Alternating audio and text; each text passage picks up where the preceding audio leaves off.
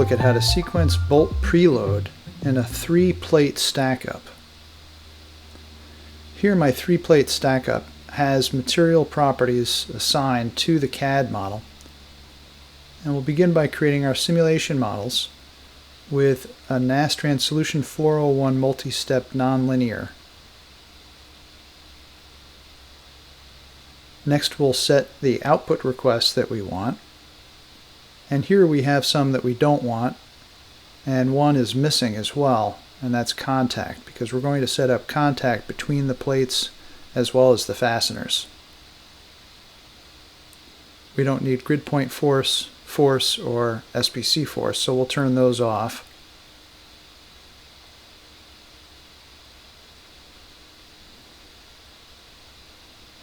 Alright, and the first subcase we're going to create is going to be a preload subcase. That's where we'll apply our bolt preload, and we'll also enable bolt sequencing so we can control the order in which the bolt preload is applied. We also need an additional subcase for nonlinear statics, and this will be for our operating loads.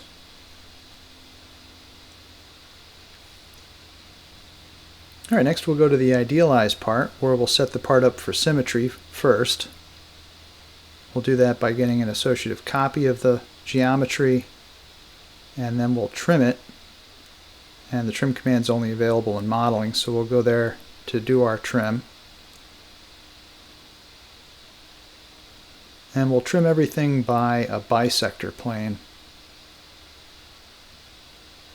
that will define our symmetry plane as well. Right, and here you can see there's a little bit of slop, as you would normally have in the size, between the size of the shank of the bolt and the hole, clearance hole that it's going through. And we'll address that in just a moment. We'd like to put a brick mesh on everything. The plates are ready to brick mesh, but the fasteners are not. So here first we'll go ahead and split them by extruding an edge. And our fasteners now are ready to be brick meshed. However, because we're going to be applying bolt preload, we need to divide the fastener in half. So we'll do that as well with a bisector plane.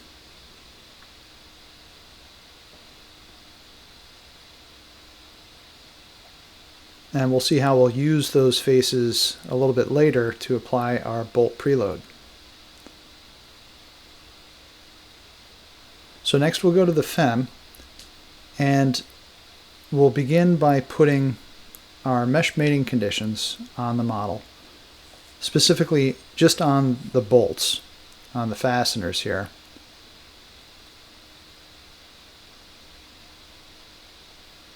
Because we want a congruent mesh between the head, the shank, and the nut on the fasteners. So here we'll put a fine mesh of 60 thousandths on our fasteners. And you can see that it was unable to auto brick mesh all of them at once, and that's because of the order. You can see that it's unable to create a brick mesh between those two existing meshes. So that we get the order correct, let's first mesh the other end of the shank. We'll put it in the same collector, and then we'll be able to get a successful mesh on everything.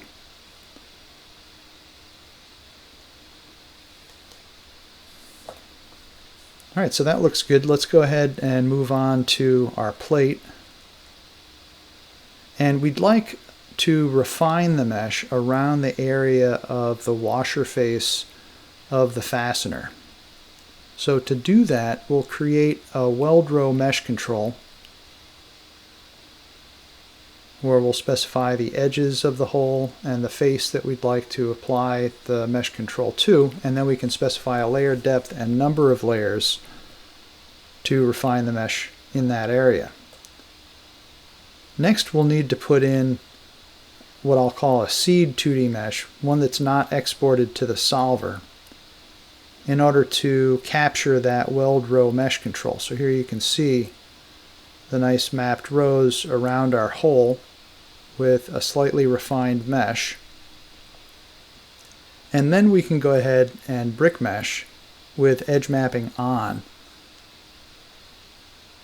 And you can see it doesn't want to adhere to the weld row mesh control for the solid brick mesh. However, because we put a seed 2D mesh on there that reflects the weld row mesh control, we are able to get that feature in our brick mesh.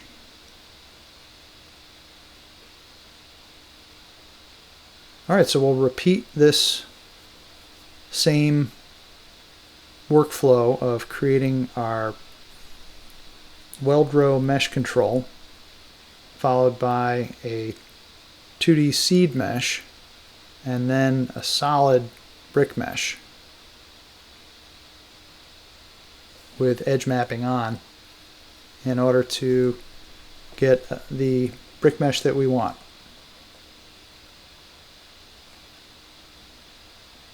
Alright, then we'll do it on our last of the 3 plates. Apply our weld row mesh control, put our 2D seed mesh on the face with the weld row mesh control, and then our brick mesh.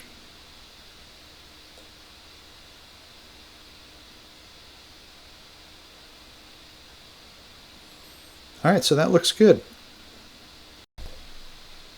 Since we applied our material properties to our CAD geometry, we can easily inherit those material properties, and here you can see that's done by default, to our finite element model, and this eliminates a potential source of error. Next, we'll put on our bolt preload. We're going to create a force or displacement on 3D elements on a cut plane. Here we'll specify the value of our bolt preload, and then we'll select that cut plane face. We could do bolt preload in one operation on both fasteners, and it would distribute the load on both. However, because we want to sequence the bolt preload, I'm creating 2 separate bolt preloads. The bolt preload will be applied in the order that the bolt preload is in the load container. If we don't like it, we can easily sequence the bolt preloads and jockey around the loads the way that we want them applied. So now load 2 will be applied first, and then bolt preload 1.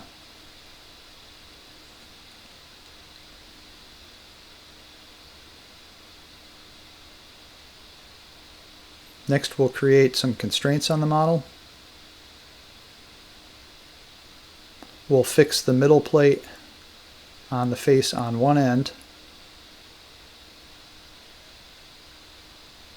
and then we'll apply a bending load on the other end in the Z direction.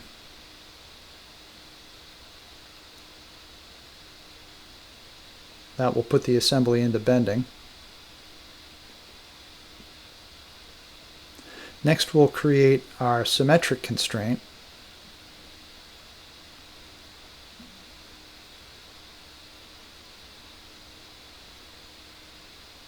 And here we have a number of faces to pick on the symmetry plane. We could pick them all individually, or easier would be to box select, and here I use the F8 function 8 key in order to align the view so that I could easily select all of those faces.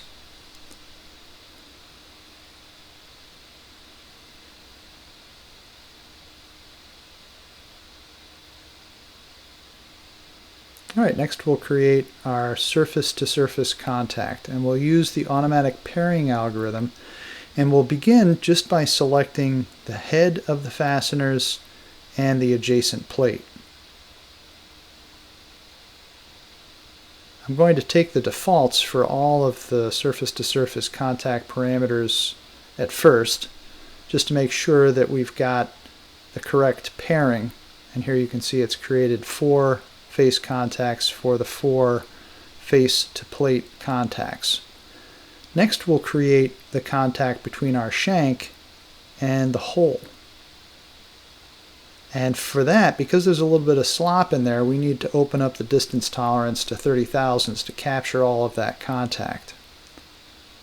So you can see here it not only gets the contact between the shank and the plate for both plates, but it also gets the contact between the plates. Alright, and then we'll do the same thing for the bottom, also opening up the search distance.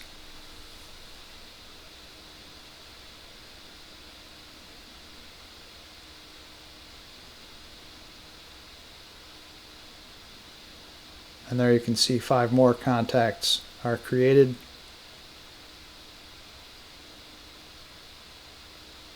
And that completes our contact specification. Now, next what we'll do is we want to edit the parameters of all of the contact because of the gap that we have in between the shank and the hole.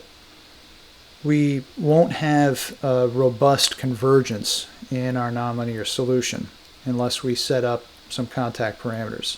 First one I'm going to set is the minimum search distance. Setting a small negative value in order to capture any potential interferences that may exist. And then I'm also setting up a contact parameter to set gaps and penetrations to 0. This is important in order to take up that slop between the shank and the hole, because otherwise the parts could rattle around in there and the nonlinear solver will have trouble converging.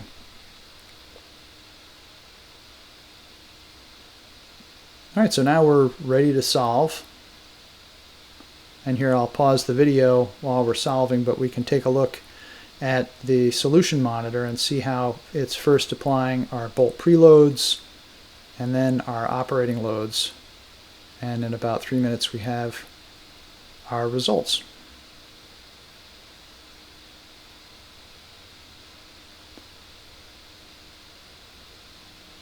So we'll begin by taking a look at the results for the bolt preload. And here you can see the 2 bolt sequences. We'll take a look at the first bolt sequence. And the method that's used for applying this preload is not evident when looking at the original results. You can see the displacement is on the order of 10 to the minus 6. If we exaggerate that displacement to 10%, it's a little bit too much. Let's back off on that to maybe 100x absolute. So we'll go to our deformation tab by editing our post view, and instead of 10% of model we'll do 1000x. 100x isn't quite enough to see what's going on. Let's bump that up a little bit more. And then to better see what's going on, we'll go ahead and animate it. And what's happening in the solver is it's splitting that shank at the plane that we defined for our bolt preload, and then it's moving the faces past one another in the amount that it needs to in order to generate the preload that we specified, which was 50 pounds.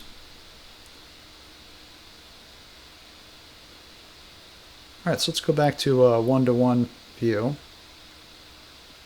for our displacements. And let's take a look at our contact pressures. So here you can see the pressure as a result of our bolt preload. See, it's about 434 pounds. Then we can go to the next bolt in the sequence. And you can see it retains the bolt preload from our first one. And it will retain both of those preloads when we go to our operating load of that 10-pound load, putting the assembly into bending. And here you can see those pressures on the contact surfaces. And if we want to better see what's going on in the plates and the contact between the plates, we can adjust the legend. Creating sequenced bolt preload is quick and easy with Simcenter 3D.